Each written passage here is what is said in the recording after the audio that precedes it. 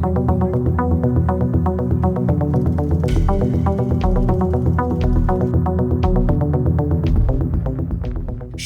কঠোর নিষেধাজ্ঞা ও নিয়মিত অভিযানের ঘোষণার মধ্যেও চাঁদপুরের পদ্মা মেঘনা নদীতে বন্ধ হচ্ছে না জাটকা নিধন। প্রকাশ্যে ও গোপনে চলছে জাটকা শিকার, বেচাকেনা ও পরিবহন। এতে প্রশ্নের মুখে পড়েছে সরকারি অভিযান এবং শঙ্কায় পড়েছে দেশের ইলিশ সম্পদ। সম্প্রতি নদীর বিভিন্ন এলাকা ঘুরে দেখা যায় জেলেরা অবাধে নদীতে জাল ফেলছেন। অনেক স্থানে নৌ, পুলিশ বা কোস্টগার্ডের টহল দেখা যায়নি। কোথাও টহল বোট থাকলেও মাছ ধরারত জেলেদের বিরুদ্ধে কার্যকর ব্যবস্থা নিতে দেখা যায়নি বলে অভিযোগ স্থানীয়দের। মার্চ ও এপ্রিল এই 2 মাস প্রায় 70 কিলোমিটার নদী এলাকায় সব ধরনের মাছ ধরা, বিক্রি, মজুদ ও পরিবহন নিষিদ্ধ করেছে সরকার। কিন্তু রাতের আধারে সদর, হাইমচর ও মতলব উত্তর উপজেলার বিভিন্ন পয়েন্টে চলছে জাটকা শিকার।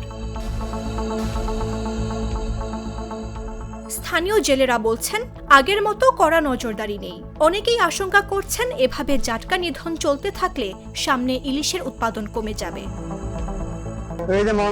অনেক মাসে মাছ ধরে, টাকা পুলিশের টিয়া দিয়ে মাছ ধরে। আমরা তো টিয়া দিই, আমরা গরিব মানুষ, কোনো জাল বেঁধে না। 2 মাস ধরে লাইনে দিয়ে, দক্ষিণে দিয়ে বয়রা, হরিণা, লক্ষ্মীপুর, আবার এই গোবিন্দা, ওই কাটাকালি, আড়ঘাট, এইসব জায়গা দিয়ে জাটকা। তো যেমন তারা ধরে, আমাদের তো কোনো লাভ নাই।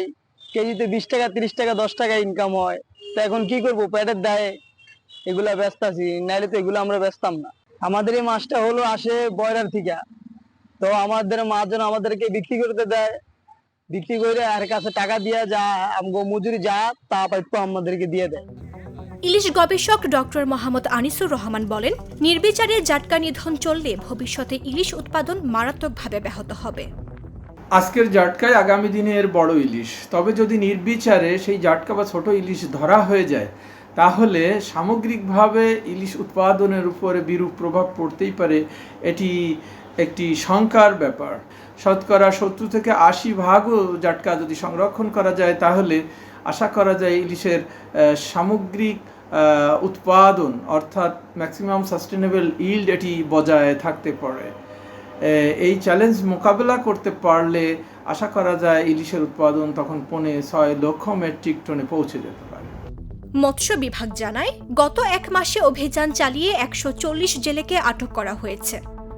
মার্চ এপ্রিল এই 2 মাস চাঁদপুরের 70 কিলোমিটার এলাকায় সকল ধরনের মাছ ধরা নিষিদ্ধ। এই সময়ে আমরা মৎস্য বিভাগ, কোস্টগার্ড এবং নৌ পুলিশের সমন্বয়ে যে টাস্কফোর্স কমিটি আছে, জেলা ও উপজেলা প্রশাসনের সহায়তায় মোবাইল বোট অভিযান অব্যাহত রয়েছে। এছাড়াও আমাদের মৎস্য বিভাগ থেকে পালাক্রমে প্রায় 24 ঘন্টায় আমাদের নদী পাহারার ব্যবস্থা রয়েছে। এরপরেও যদি অনেক অসাধু জেলে লুকিয়ে মাছ ধরার চেষ্টা করে, এই অবস্থায় আমরা ইতিমধ্যে প্রায় 140 জন জেলেকে আটক করে 93 জনকে বিভিন্ন মেয়াদে জেল দেওয়া হয়েছে এবং বাকিদেরকে জরিমানা করা হয়েছে। তবে বিশেষজ্ঞদের মতে শুধু অভিযান নয়, টেকসই নজরদারি ও প্রভাবশালীদের দৌরাত্ম্য বন্ধ করাই এখন বড় চ্যালেঞ্জ। নিউজ ডেস্ক, জাগো নিউজ।